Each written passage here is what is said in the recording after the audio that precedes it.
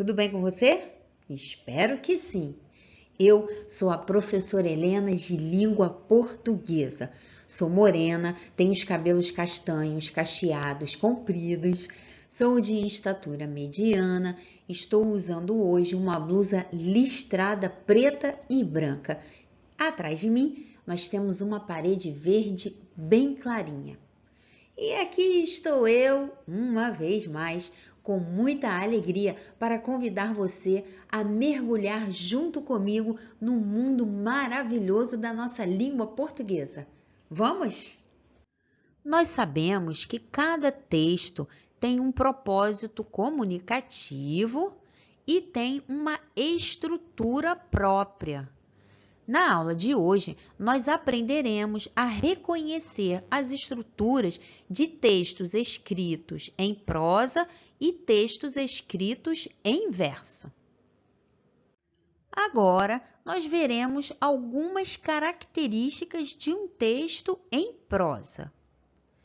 O texto escrito em prosa é aquele organizado em parágrafos.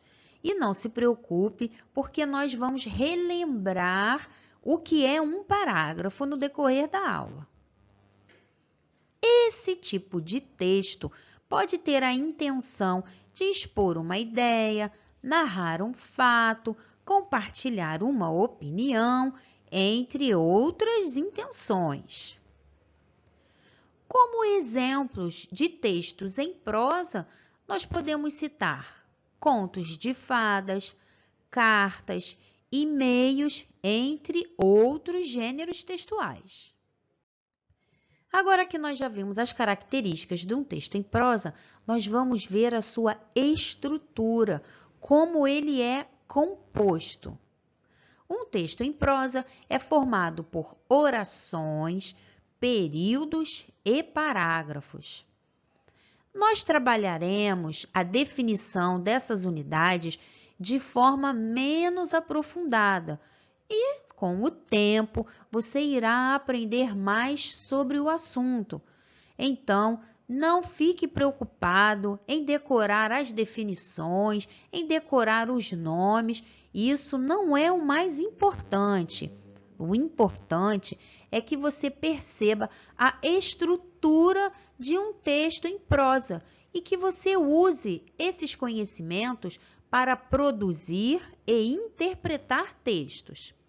Além disso, é bastante interessante você ir se familiarizando com esses termos, para que você vá produzindo textos de forma mais consciente, porque nós sabemos, os textos, eles não surgem de repente.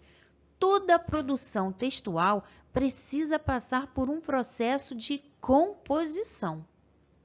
Então, vamos iniciar com as orações.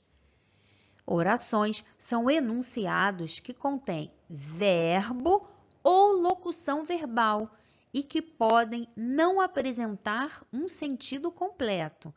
Não se preocupe, porque nós veremos todas essas unidades, todas essas definições, quando nós formos analisar o texto.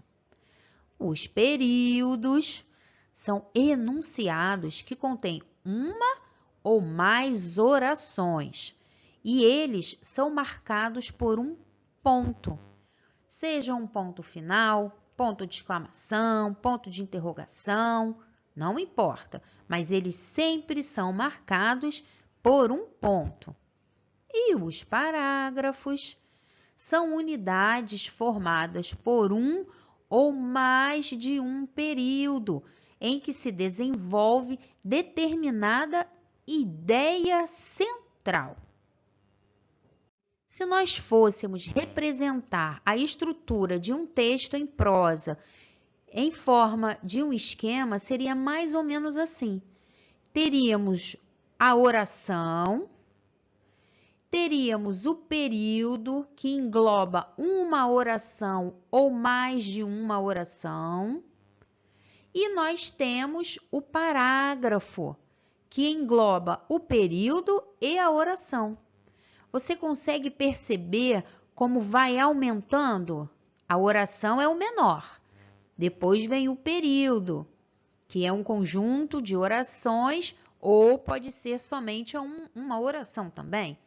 E, em seguida, nós temos o parágrafo, que engloba essas outras duas unidades.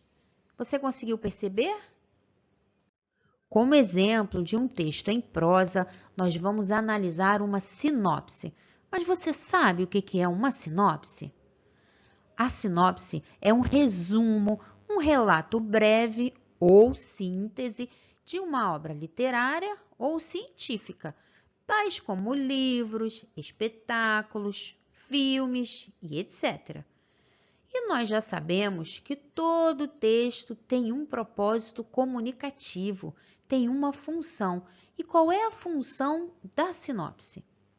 A função da sinopse é a de apresentar informações sobre uma obra literária ou artística, como livro, filme, peça teatral, espetáculo, para que aquela pessoa que se interesse por aquele tipo de obra literária saiba o que ela vai assistir. Uma outra função da sinopse é aguçar a curiosidade do leitor. Vamos ler agora um exemplo de um texto escrito em prosa. É uma sinopse sobre o filme A Bela e a Fera. Bela vive num vilarejo com o pai, que é capturado pela fera. Desesperada, a jovem se oferece para ser prisioneira da fera no lugar do pai, que teve um mal-entendido com o ser horrendo. Bela se isola, mas aos poucos vai percebendo que por trás da assustadora criatura há alguém de coração e alma de príncipe. Vamos primeiro analisar a estrutura da sinopse. Perceba que ela tem um título, A Bela e a Fera. Agora veja essas linhas pontilhadas que eu coloquei aqui para nos ajudar. A linha que está à nossa esquerda marca o início de cada parágrafo. Note que nessa sinopse há 3 parágrafos. Já a linha à direita, a linha lilás, marca o limite do texto. Ou seja, essa linha lilás marca até onde nós podemos escrever. Quando o nosso texto chegar a essa linha lilás, nós precisamos passar para a linha de baixo. Depois de abordarmos a estrutura e o propósito comunicativo da sinopse, que é um texto escrito em prosa, nós abordaremos a diferença entre poesia e poema. Poesia é uma palavra de origem grega que pode ser traduzida como uma produção artística de modo mais amplo. Por isso, a poesia, além de estar no poema, também pode estar presente em uma paisagem, em uma obra de arte. Poesia é uma definição ampla e engloba diferentes formas de expressões além da forma escrita. Já o poema é uma obra de poesia que usa palavras como matéria-prima. O poema pode ser dividido em estrofes e versos. Pode apresentar ou não o recurso da rima. Vamos à leitura agora de um poema. Meus amigos, quando me dão a mão, sempre deixam outra coisa: presença, olhar, lembrança, calor. Meus amigos, quando me dão, deixam na minha a sua mão. O poema, às vezes, requer mais atenção e mais sensibilidade do leitor para perceber os efeitos de sentido que estão no texto. Qual é a estrutura de um poema? Como esse poema está organizado? Um poema é organizado em versos e estrofes. O que é um verso de um poema? é cada linha que constitui aquele poema. Como exemplo, nós temos meus amigos. É uma linhazinha só do poema. E o que é uma estrofe? Estrofe é um conjunto de versos de um poema. Nós temos como exemplo essa estrofe aqui. Meus amigos, quando me dão a mão, sempre deixam outra coisa. Seguindo na análise da estrutura do nosso poema, nós temos aqui os versos. Só para reforçar, para você ter uma ideia mais completa do que é um verso, que é cada linha de um poema. E como estrofe, nós já sabemos que é cada conjunto de versos. Essa primeira estrofe tem 4 versos. Ela é chamada de quadra. A segunda estrofe possui 3 versos. Ela é denominada de terceto. A terceira e última estrofe é composta por 4 versos. Então, ela é chamada de quadra. Então, aqui você tem uma visão bem global da estrutura de um poema. Nós vamos agora falar sobre o propósito comunicativo da sinopse e do poema. A sinopse, como foi dito anteriormente, logo no início da nossa aula, tem como um dos propósitos comunicativos levar o leitor a conhecer sobre o assunto do texto ou sobre o assunto da obra. Além disso, ela também tem a função de informar ao leitor os pontos principais daquela obra. E dessa forma, o leitor avalia se aquele assunto é ou não do seu interesse. E ele tem também mais condições de decidir se ele irá querer ler aquela obra, assistir aquela peça ou não. Além disso, também como foi dito anteriormente, a sinopse ela pode aguçar a nossa curiosidade. Porque ao lermos esse tipo de texto, nós podemos ficar com vontade de assistirmos aquela obra ou lermos aquele livro. E o poema? O propósito comunicativo do poema é impressionar o leitor e nele despertar diferentes sensações, diferentes emoções.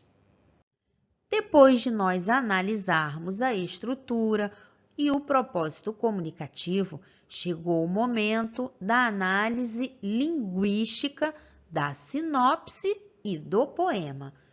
Nós já vimos que a sinopse é um texto breve, mas como é a linguagem usada nesse tipo de texto? A linguagem é objetiva e direta. E ela é usada para transmitir dados ou informações. E a linguagem do poema? A linguagem do poema já é uma linguagem subjetiva. E essa linguagem é aquela que expressa o ponto de vista do poeta. E por isso ele se envolve emocionalmente com o texto. Estamos chegando ao fim de mais um encontro e vamos ao momento da revisão dos conteúdos abordados na aula de hoje. Hoje, nós estudamos a organização textual e o propósito comunicativo da sinopse e do poema. Por ser um texto escrito em prosa, a sinopse é organizada em parágrafos, orações e períodos. Já o poema é um texto organizado em versos e estrofes. Também aprendemos que um dos propósitos comunicativos da sinopse é dar informações sobre uma obra. E o propósito do poema é despertar emoções. Ah, agora é com você! Aprecie esse poema e depois explique como ele está organizado. Nossa aula de hoje termina por aqui, mas já já estaremos juntos mais uma vez para mais um encontro. Espero ver você lá. Tchau!